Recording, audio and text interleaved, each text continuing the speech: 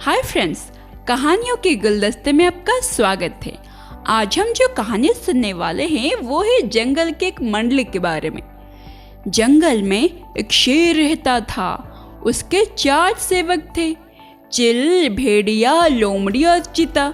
Chill दूर दूर तक उड़कर समाचार लाती।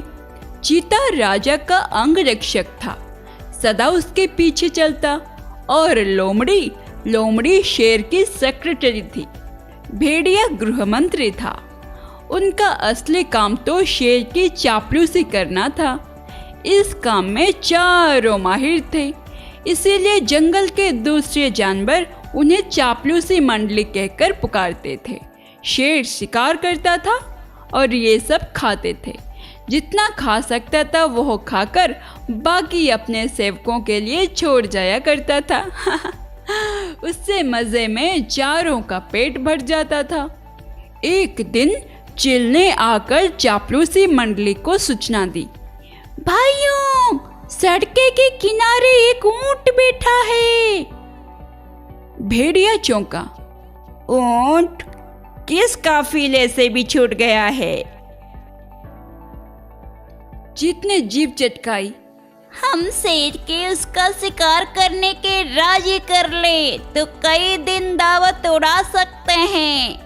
लोमड़ी ने घोषणा की, यह मेरा काम रहा। लोमड़ी शेर राजा के पास गई और अपनी जुबान में मिठास घोलकर बोली, महाराज, दूत ने खबर दी है कि एक ऊंट सड़क किनारे बैठा है। मैंने सुना है कि मनुष्य से पाले जानवर का मांस का स्वाद बहुत ही कुछ अलग होता है, बिल्कुल राजा महाराजाओं के काबिल। आप आज्ञा दे तो आपके शिकार का ऐलान कर दूं। शेर लोमड़ी की मीठी मीठी बातों में आ गया और चापलूस मंडली के साथ चिल द्वारा बताई जगह जा पहुंचा।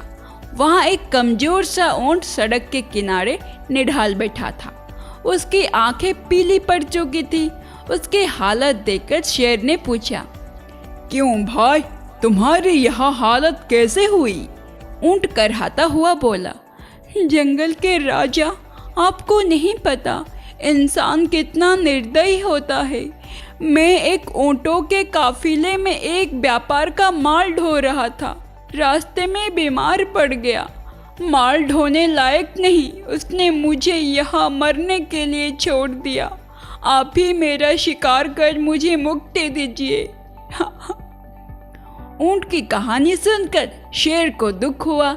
अचानक उसके दिल में राजाओं की जैसे उदारता दिखाने की जोरदार इच्छा हुई।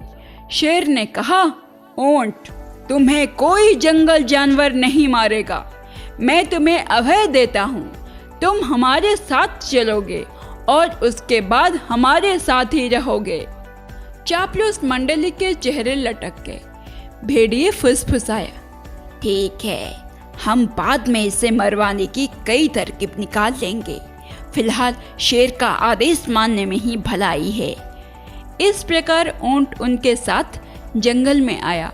कुछ ही दिनों में हरी घास खाने व आराम करने से वो स्वस्थ हो गया। शेर राजा के प्रति वो ऊंट बहुत कृतज्ञ हुआ। शेर को भी ऊंट का निस्वार्थ प्रेम और भोलेपन भाने लगा।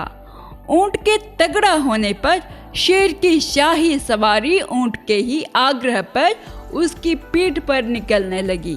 वो चारों को पीठ पर बिठाकर चलता। एक दिन चापलूसी मंडली के आग्रह पर शेर ने हाथी पर हमला कर दिया। दुर्भाग्य से हाथी पागल निकला। शेर को उसने सूंड से उठाकर पटका दिया। शेर उठकर बच निकलने में सफल तो हो गया, पर उसे चोटें बहुत लगी। शेर ने लाचार होकर बैठ गया। शिकार कौन करता?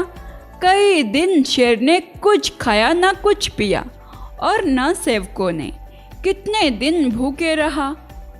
और लोमड़ी बोली, हद हो गई, हमारे पास मोटा ताजा ऊंट है और हम भूखे मर रहे हैं। चीते ने ठंडी सांस भरी, क्या करें, शेर ने उसे अभयदान जो दे रखा है।